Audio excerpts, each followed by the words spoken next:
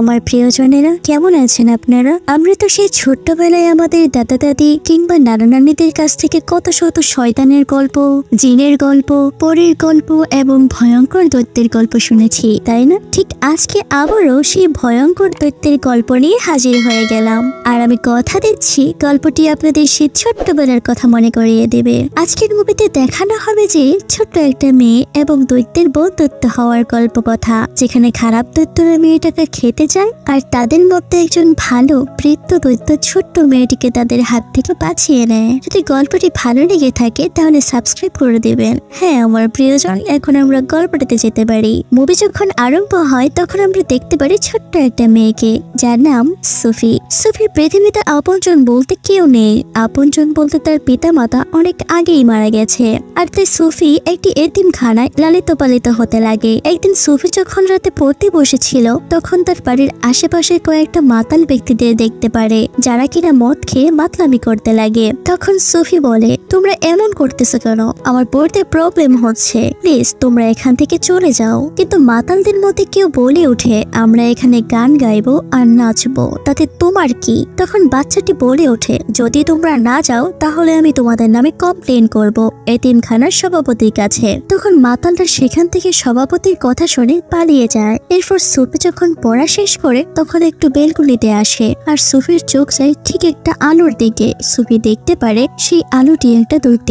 আর সুফি ঘরের ভেতরে দৌড়ে আসে আর ভয়ে একটা চাদর দিয়ে নিজেকে ডেকে রাখে, তাও যেন দৈত্য সুফিকে দেখে সেখান থেকে সাথে করে তার নিজের আস্তানায় নিয়ে আসে। আর সুফি সেই লোকানো চাদর হতে বের হতে লাগে আর বের হয়ে দৈত্যের আস্তানা থেকে পালিয়ে যাবার জন্য চেষ্টা করে। তখন দৈত্যটি বলে, পালানোর চেষ্টা করো না, কেননা তুমি আমাকে ছাড়া এখান থেকে পালাতে পারবে না। সাথে এটাও বলে, আমার খুব ক্ষুধা পেয়েছে, আমি এখন আমার খাবার তৈরি করব। তখন সুফি বলে, ও দৈত্য দাদা, তুমি কি আমায় খেয়ে নিবে? তখন দৈত্য সুফিকে মজা করে বলে, হ্যাঁ আমি তোমায় খেয়ে নিব। কিন্তু আমরা তো জানি দৈত্যটি খুবই ভালো ছিল, তাছাড়া এই দৈত্যটি অন্যান্য দৈত্যের মতো করে মানুষ খায় না। সুফিকে ডেকে বলে, পৃথিবীতে তোমার কে কে আছে? তখন সুফি বলে, আমার পৃথিবীতে কেউ নেই, আমি এতিমখানায় থাকি আর আমার ওই এতিমখানায় থাকতে একদমই ভালো লাগে না, প্লিজ তুমি আমায় খেও না। তখন দৈত্যটি সুফির প্রতি উদারতা দেখায় আর সুফির জন্য শীত না করে তার জন্য সুফির গায়ে একটি চাদর পরিয়ে দেয়। আর মানুষ খেকো দৈত্যরা যেন সুফিকে দেখতে না পারে তার জন্য একটি বড় পাত্রের ভেতরে রেখে দেয়। তখন সুফি দেখে দৈত্যটি সবুজ বর্ণের কি জানি একটা সেবন করতে লাগে। আর তখন সুফির মনে জাগে হাজারটা প্রশ্ন, বলতে লাগে, এটাতে কি রয়েছে দৈত্য ভাই? দৈত্যটি বলে, এটাতে রয়েছে অনেকগুলো স্বপ্ন। সুফি বলে, দৌড়, স্বপ্ন কি আবার খাওয়া যায় নাকি? এরপর বলে, আমার তো রাতে তেমন ঘুম হয় না, আর তাই আমিও স্বপ্ন টপ্ন দেখিনি আজও। আর তখন দৈত্যটি সুফির চোখে ঘুম দৌড়িয়ে দেয় আর সাথে একটা ভয়ঙ্কর স্বপ্ন দেখাতে লাগে। সুফি দেখে তাকে যেন বাহিরের অন্যান্য দৈত্যরা খেয়ে ফেলছে। তখন সুফির ঘুম ভেঙে যায় আর সজাগ পেয়ে ভালো দৈত্যকে বলে, আমার তো কখনো স্বপ্ন দেখা হয়নি, আজকে বুঝি তুমি আমাকে স্বপ্ন দেখালে, তাই না? তখন বুড়ো দৈত্যটি বলে, হ্যাঁ, যেন তুমি আমার হুকুম ছাড়া এখান থেকে বাইরে না যাও। এরপর বুড়ো দৈত্যটি গ্রিন ককটেল খায় আর এটা সম্পর্কে সুফিকে বলতে লাগে, গ্রিন ককটেল খেলে নাকি অনেক জোরে জোরে পাদ আসে, মানে বায়ু দূষণ হয়। আর এরপর বুড়ো দৈত্যটি অনেক বড় করে পাততে লাগে, তাও যেন সবুজ রঙের পাত। এরপর সেখানে অনেক বড় একটা শয়তান দৈত্য হাজির হয়। বুড়ো দৈত্যকে বলতে লাগে, কি ব্যাপার, তোর ঘরে আমি কেন মানুষ মানুষ গ্রান পাচ্ছি? আমায় সত্য করে বল, তুই কি আবার কোনো মানুষ নিয়ে এসেছিস এখানে?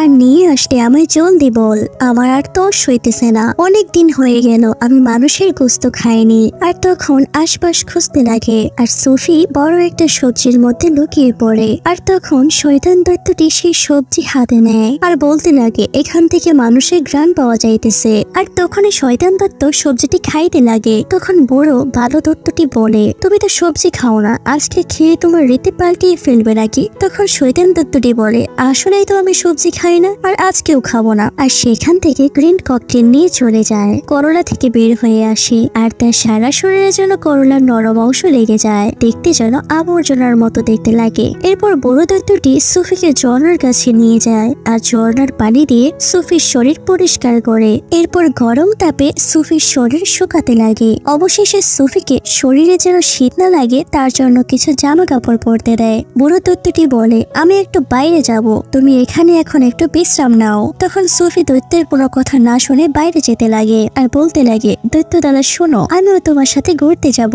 তখন কি আর করবে, সুফিকে ওই যে দেখা যায় পাহাড়, সেখানে নিয়ে যেতে লাগে। কিন্তু কিছু ঘুমন্ত দৈত্য সজাগ পেয়ে যায় আর বরাবরের মতো করে বড় দৈত্যটির সাথে মজা করতে থাকে। কেননা বড় দৈত্যটি আকারে অনেক ছোট ছিল আর তখন সুফি অনেক ছোট বলে কেউ সুফিকে দেখতে পারে না, আর তাই সুফি সেখান থেকে পালাতে লাগে। আর বড় শয়তান দৈত্যটি বড় দৈত্যটিকে উল্টো করে ঝুলিয়ে রাখে। যখন শয়তান দৈত্য বড় দৈত্যটিকে একটি গাড়ির উপর শুইয়ে আরেকটা গাড়ির সাথে ধাক্কা লাগাতে চায়, তখন সুফি শয়তান দৈত্যটিকে একটি শিক্ষা দেয়। অর্থাৎ সুফি শয়তান দৈত্যের বংশ ধরে একটা গাড়ি তুলে দেয় আর খারাপ দৈত্যটি জায়গা মতো লেগে যায়। আর এরপর সেখানে বৃষ্টি হতে লাগে আর খারাপ শয়তানগুলো মাথায় ছাতা দিয়ে সেখান থেকে চলে যায় যার যার রাস্তা নাই। এরপরে সিনে আমরা দেখতে পারি সুফির গায়ের চাদর একটা খারাপ দৈত্যের পায়ে ভুলবশত লেগে যায়। এরপর বড় দৈত্যটি সুফিকে নিয়ে একটি স্বপ্নের রাজ্যে চলে যায় আর সেখানে গিয়ে অনেকগুলো স্বপ্ন যেন ছুটোছুটি করছে তা দেখতে পারতেছে তারা। আর তখন বড় দৈত্যটি বলে, চলো সুফি, আমি তোমাকে কিছু স্বপ্ন ধরে তোমার হাতে দেই আর মানুষ কেমনি স্বপ্ন দেখে চলো সেটা তোমায় দেখাই। আর তখন বড় দৈত্যটি সুফিকে কিছু ঘুমন্ত মানুষের কাছে নিয়ে আসে আর কিছু স্বপ্ন সেই ঘুমন্ত মানুষের উপর ছেড়ে দেয় আর ঘুমন্ত মানুষগুলো স্বপ্ন দেখতে লাগে। এরপর আমরা দেখতে পারি শয়তান দৈত্যগুলো সুফিকে খুঁজতে লাগে, কেননা তারা ইতিমধ্যে জেনে গেছে বড় দৈত্যের সাথে একটি মানুষ রয়েছে। আর তখন বড় দৈত্যটি বলে, সুফি তোমার চাদর কোথায়? সুফি বলে, কোথায় যেন পড়ে গেছে, আমি বলতে পারবো না। বড় দৈত্যটি বলে, হয়তো চাদরটি খারাপ দৈত্যের কাছে পড়ে গেছে আর তারা তাই তোমাকে খুঁজতেছে, আর তাই তোমাকে আমার সাথে আর নেওয়া যাবে না, তুমি তোমার আস্থানায় যাও। তখন সুফি এতিমখানায় যেতে চায় না। তখন বড় দৈত্যটি জোর করে সুফিকে এতিমখানায় নিয়ে রেখে আসতে লাগে। তখন সুফি তার বাসার বেলকনি থেকে লাফ দিতে লাগে আর বলতে লাগে, যদি তুমি আমার আশেপাশে থেকে থাকো তাহলে অবশ্যই আমাকে ধরবে। আর সেখান থেকে সে লাফ দেয় আর সেখানে থাকা বড় দৈত্যটি সুফিকে ধরে নেয়।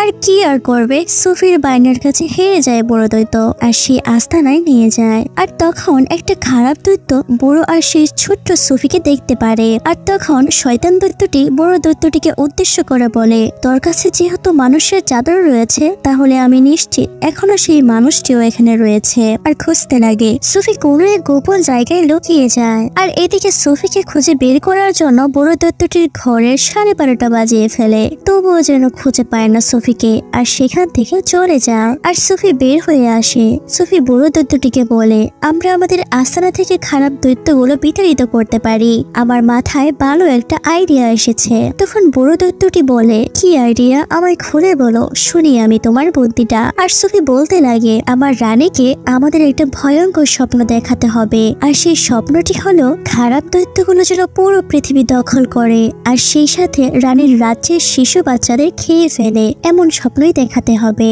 আর সুফির কথা অনুযায়ী রানীকে এমন স্বপ্ন দেখাতে লাগে আর রানী খুব ভয় পেয়ে যায়। আর যখন স্বপ্ন ভাঙে রানীর, তখন জানালার ওপর রানী দেখতে পারে তার স্বপ্নে সেই মেয়েটি আর বলতে লাগে, আরে তুমি এখানে, আমি তো তোমাকে স্বপ্নে দেখলাম। তখন মেয়েটি বলে, আমি আর আমার ভালো দৈত্যটি আপনাকে স্বপ্ন দেখালাম। তখন বলে, কেন এমন স্বপ্ন দেখালে আমাকে, বলো তো শুনি। আর তখন রানীকে বলে, আপনার সামনে আমার ভালো দৈত্যটি আসবে, আপনারা ভয় পেয়ে তার উপর কোনো আক্রমণ করতে পারবেন না। তখন রানী বলে, ঠিক আছে, কোনো আক্রমণ করব না। আর যখন দৈত্যটি আসে তখন রাজ্যের পাহারাদাররা দৈত্যটির দিকে বন্দুক তাক করতে লাগে আর তখন হাজির হয় রানী। আর রানী সবাইকে হুঁশিয়ারি দিয়ে বলে কেউ যেন আক্রমণ না করে। আর বড় দৈত্যটি রানীর কাছে এসে বিস্তারিত কথাবার্তা বলতে লাগে, আপনার রাজ্যের অনেক শিশু বাচ্চা সহ বড় মানুষদের অকারণেই খেয়ে নিয়েছে আমাদের মধ্যে কিছু শয়তান দৈত্য। আর রানী সবটা শোনে আর শয়তান দৈত্যদের সাথে লড়াই করার জন্য অনেক সৈন্য সংখ্যা নিয়ে আসে। আসে। এরপর দৈত্যটিকে খাবার খেতে দিবে, আর তাই এত বড় শরীর আর উচ্চতার কারণে যেন দৈত্যটি রানীর প্রাসাদের ছাদে দৈত্যের মাথা লেগে যায় আর প্রাসাদের নাজেহাল অবস্থা হয়ে যায়। দৈত্যটির সামনে অনেক বড় একটা টেবিল নিয়ে আসা হয়, আর সেই টেবিলের উপর একটা মই দাঁড় করানো হয়, তার মাধ্যমেই উঠে টেবিলে খাবার দিবে। বড় দৈত্যটি এক নিমিষেই সমস্ত খাবার খেয়ে সাবার করে দেয়। অবশেষে দৈত্যটির সামনে কোকা-কোলা খাইতে দেওয়া হয়। তখন বড় দৈত্যটি বলে, আরে মানুষ এত বাজে খাবার কেমনে খায়? আর এটা বলে কোকা-কোলা যখন মুখ থেকে নিচে কুড়ি করে তখন নিচে থাকা সকল সৈন্যদের গায়ে লেগে যায় আর যেন তাদের গোসল হয়ে যায়। বড় দৈত্যটি তার কাছে থাকা গ্রিন ককটেল খেতে দেয় সবাইকে, বিশেষ করে রানীকে। আর রানী গ্রিন ককটেল খেয়ে সেই পাদাপাদির ঝড় তুলে রাজ্যে। এরপর শয়তান দৈত্যদের আস্তানায় রানীর সৈন্যবাহিনী হামলা চালায় আর সাথে যায় বড় দৈত্য সহ সোফি। এতক্ষণে তাদের মধ্যে তুমুল লড়াই লাগতে শুরু করে, আর এই লড়াই প্রায় শেষ হতে লাগে। রানীর সৈন্যবাহিনী হেলিকপ্টার নিয়ে এসে জাল দিয়ে শয়তান দৈত্যদের বন্দি করে সেখান থেকে অন্য জায়গায় ছেড়ে দিয়ে আসে, যেখানে মানুষ বসবাস করে না। আর শয়তান দৈত্যরা যেন মানুষের গোস্ত না খায় সেই অভ্যাস পরিবর্তন করার জন্য তিতা করলা খেতে দেয়, আর যেগুলো শয়তান দৈত্যগুলোর একদমই পছন্দ না। আর এরই মধ্যে দিয়ে শেষ হয় আমাদের সেই ছোট্টবেলার কথা মনে করানো গল্প। হ্যাঁ আমার প্রিয়জনেরা, যদি আমার গল্পটি ভালো লাগে আপনাদের কাছে তাহলে সাবস্ক্রাইব করে দিবেন প্লিজ, কেননা আবার আমি নতুন কোনো গল্প নিয়ে হাজির হয়ে যাব। আর সেই গল্প যেন আপনাদের কাছে সহজেই যায় তার জন্য প্লিজ সাবস্ক্রাইব করে দিয়েন। তাছাড়া আমি নতুন হিসেবে তো একটা সাবস্ক্রাইব পেতেই পারি, তাই না? আজকের মতো শুভ বিদায়, দেখা হবে আবারও নতুন কোনো মুভির গল্প নিয়ে।